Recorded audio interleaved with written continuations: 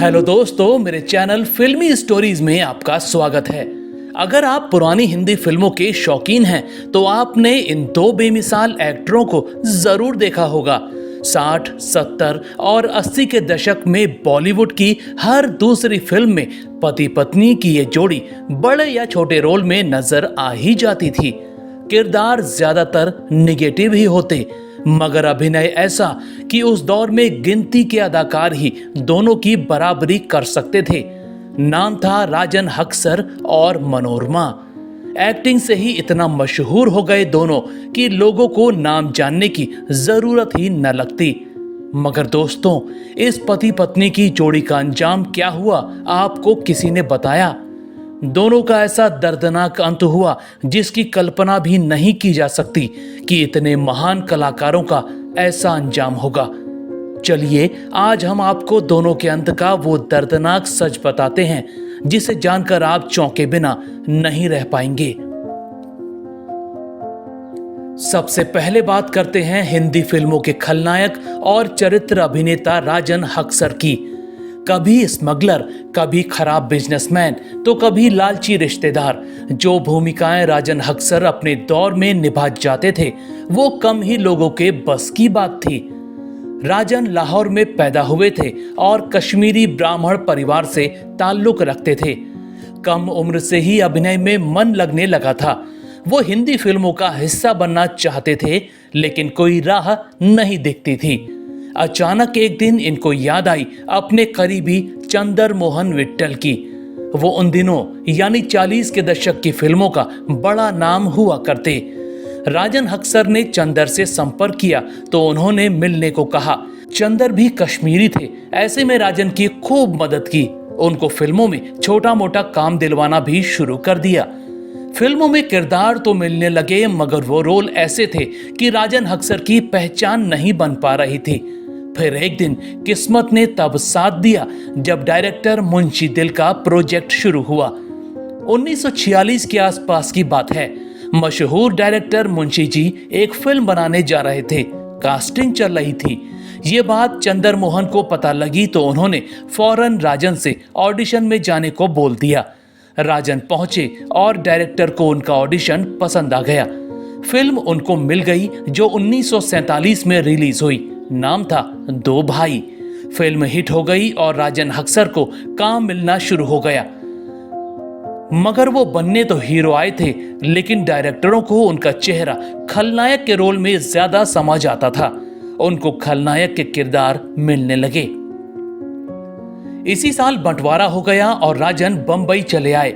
यहां भी चंदर मोहन ने उनके रहने से लेकर खाने तक की पूरी मदद की थी।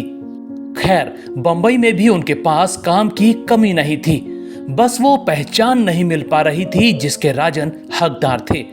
आखिरकार वो फिल्म भी मिली जिसने इनको सिनेमा जगत में मशहूर कर दिया। 1959-60 की बात है। शम्मी कपूर की पहली रंगीन फिल्म बन रही थी। निर्देशक सुबोध मुखर्जी को फिल्म के खलनायक की तलाश थी, ऐसा जो शम्मी को कड़ी टक्कर दे सके। कई ऑडिशन हुए मगर कोई फाइनल नहीं हुआ। फिर एक बार राजन ऑडिशन देने पहुंचे। उनकी एक्टिंग, उनका अभिनय और वो खलनायक जैसा चेहरा तो सुबोध को भा गया। उन्होंने फौरन ही विलेन का रोल उनके नाम कर दिया। 1961 में फिल्म आई जंगली। फिल्म तो सुपरहिट हो ही गई। शम्मी शायरा बानो के साथ राजन हक्सर का करियर भी हिट हो गया। पहली बार फिल्म इंडस्ट्री को पता लगा कि राजन नाम का दमदार कलाकार भी यहां रहता है। बस जंगली के बाद उनको बड़े बड़े बैनरों की फिल्में मिलनी शुरू हो गईं। 60 के दशक से जो पहचान मिली फिर वो बढ़ती ही चली गई। 70 और 80 के दशक में तो राजन हक्सर चरित्र अभिनेता बन गए थे। कभी वकील, कभी इंस्पेक्टर तो कभी डकैत और जुआरी के किरदारों में दर्शकों का मन मोह लेते थे। जौहर इन कश्मीर, प्यार का सपना, आग और दाग, शतरंज, महल, सच्चा झूठा से लेकर विश्वनाथ और लोक परलोक जैसी न जाने कितनी फिल्मों में अपना बेजोड़ हुनर दिखाया। इनके जीवन में मनोरमा कैसे आई ये किस्सा भी सुनाते हैं। मनोरमा और चंदर मोहन में अच्छी पहचान थी। लाहौर में एक बार फिल्म की शूटिंग चल रही थी। चंदर ने मनोरमा को भी शूटिंग देखने बुलाया था। वहां राजन भी मौजूद थे। यही पहली बार चंदर मोहन ने दोनों की मुलाकात करवाई थी। यही मुलाकात दोस्ती में बदल गई। ये दोस्ती धीरे धीरे प्यार में बदली और कुछ समय बाद दोनों ने शादी कर ली। बंटवारे के बाद पति पत्नी लाहौर छोड़कर बंबई चले आए थे। दोनों की एक बेटी हुई रीता हक्सर। लेकिन राजन और मनोरमा का रिश्ता 20 साल तक चलने के बाद टूट गया। दोनों ने तलाक जरूर ले लिया, लेकिन दोस्ती हमेशा बरकरार रही। राजन हक्सर ने फिल्मों से खूब इज्जत शोहरत कमाई, प्रोड्यूसर भी बन गए, मगर इनका अंत बहुत दर्दनाक रहा। पत्नी से तलाक हो गया था, बेटी शादी करके विदेश में बस गई थी। अब राजन हक्सर को पूछने वाला कोई नहीं था। 90 के दशक की बात है। अकेलेपन के गम में जूझ रहे राजन के सर में दर्द रहता था। जब दर्द लगातार होता रहा और ठीक नहीं हुआ तो वो अस्पताल पहुंचे। वहां डॉक्टरों ने कई सारी जांचें की तो हैरान हो गए। राजन हक्सर को खतरनाक ब्रेन कैंसर हो गया था और इनको खबर ही नहीं थी। राजन मरना नहीं चाहते थे। उन्होंने कैंसर का अच्छे से अच्छा इलाज करवाया, मगर कैंसर फैलता ही चला गया। सालों तक कैंसर के इलाज ने उनकी हालत ऐसी कर दी थी कि उनको पहचान पाना ही मुश्किल हो गया था। साल 2002 में जब हालत बहुत बिगड़ गई तो उनको बंबई के टाटा कैंसर हॉस्पिटल में भर्ती करवाया गया। यहां उनको देखने कोई नहीं आता था। बस एक बार सुनील दत्त पहुंचे तो राजन की हालत देखकर उनके आंसू निकल आए थे। वो कोमा में चले गए थे और हालत ऐसी थी कि सुनील दत्त वहां रुक ही नहीं पाए थे। फिर साल 2003 में हिंदी सिनेमा के इस महान चरित्र अभिनेता और खलनायक का कैंसर से दर्दनाक अंत हो गया। अब बात राजन हक्सर की पत्नी मनोरमा की। वैसे इतनी महान अदाकारा का तारुफ किसी की बीवी के नाम से करवाना बेईमानी होगा। सिर्फ चेहरे के भाव बदलकर अभिनय करने वाली ललिता पवार को अगर कोई टक्कर दे सकता था तो वो मनोरमा थी।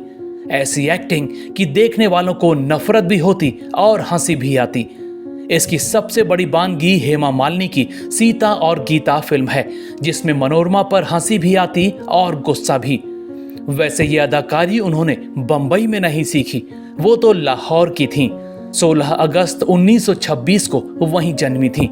इंजीनियरिंग कॉलेज के ईसाई प्रोफेसर पिता और आयरिश मां की संतान थी एरिन आइजैक डैनियल्स।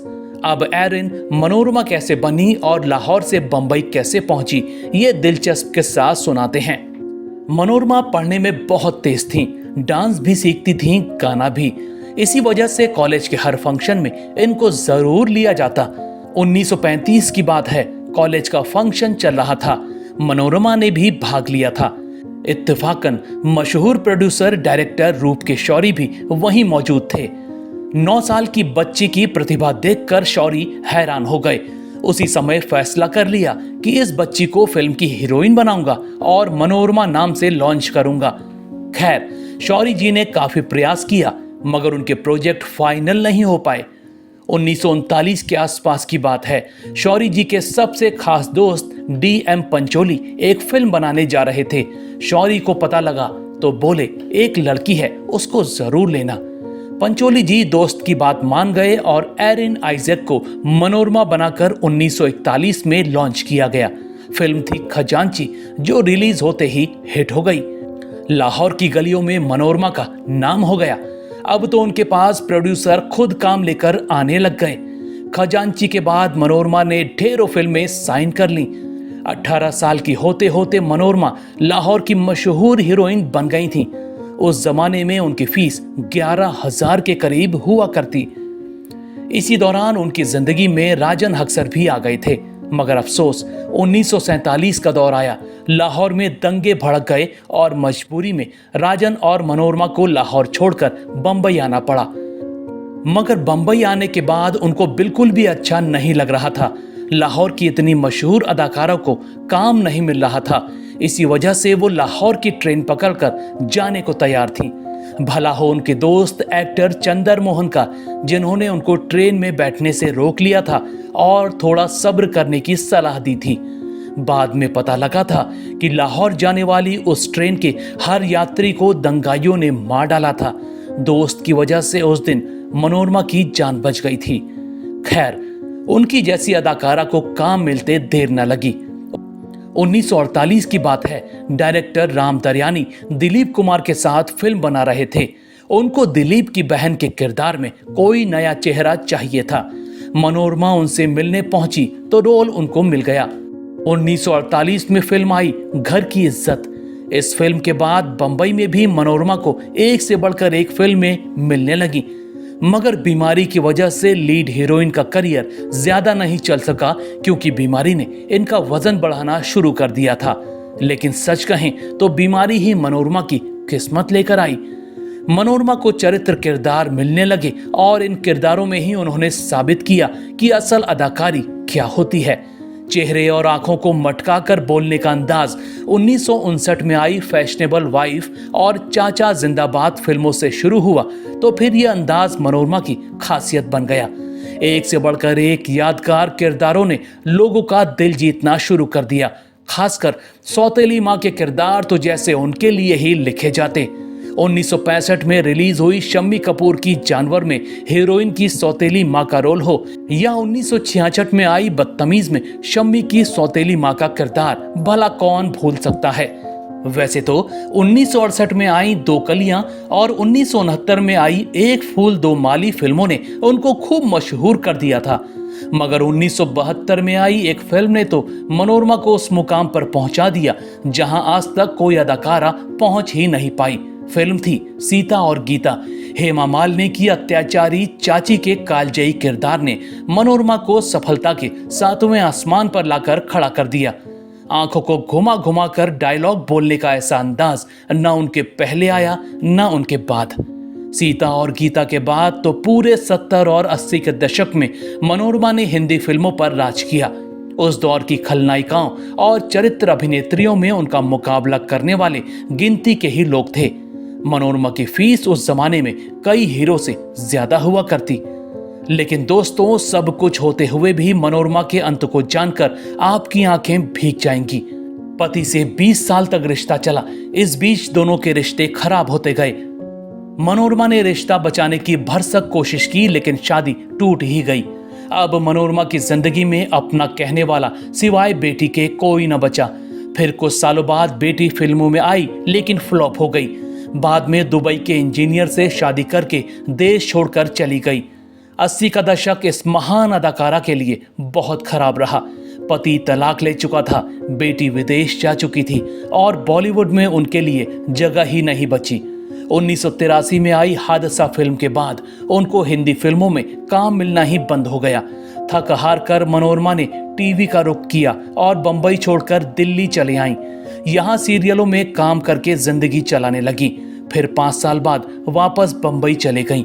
सालों बाद साल 2005 में उनको दीपा नायर ने अपनी फिल्म वाटर में रोल दिया था जो उनका अंतिम किरदार था। दोस्तों, वाटर में काम करने के बाद उनकी तबीयत बहुत खराब हो गई थी। अकेलेपन से जूझ रही इस महान अदाकारा को साल 2007 में लकवा मार गया। स्ट्रोक इतना खतरनाक था कि उनका मुंह पैरालाइज हो गया। वो बोलने की कोशिश करती लेकिन बोल ना पाती, यहाँ तक कि खाना खाना तक मुश्किल हो गया था। बस इसी हाल में साल भर तड़पती रहीं और 15 फरवरी 2008 के दिन इस महान अदाकारा की मौत हो गई। हैरानी की बात है कि ऐसी महान अभिनेत्री के अंतिम संस्कार पर बॉलीवुड का कोई सितारा नहीं आया। दोस्तों, आपको राजन हक्सर और मनोरमा याद हैं? इनकी कोई फिल्म आपने देखी है? दोनों का कोई ऐसा किरदार जो आपको अब भी याद हो तो हमें कमेंट में जरूर बताइएगा। ऐसी ही और स्टोरीज को जानने के लिए आप मेरे चैनल फिल्मी स्टोरीज को सब्सक्राइब भी कर सकते हैं। बस बेल आइकन दबाना मत भूलिएगा।